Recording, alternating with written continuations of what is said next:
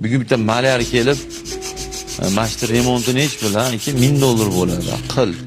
3 kunda qilib ketdi. Jirillayapti. Uni 3 kunda $1000 olasan, mardikor 300 ming oladi.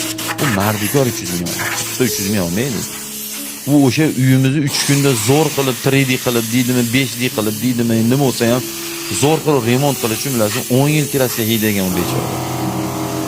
O'pkalar tamom bo'lgan. Buguniga qaramaysiz, 60ga qaraydi. Ustalardan shunday shikoyat kelyapti, dogovor qilamiz deydi. Endi hamma shogirdlar tashlab tezroq qilib yana boshqa ishga o'taylik deb turib, masalan bir haftalik ishni kechroqgacha ishlab turib 3 kunda qilib qo'yamiz, jirillayapti odamlar. Uchun bizni erkak deb qo'ydik.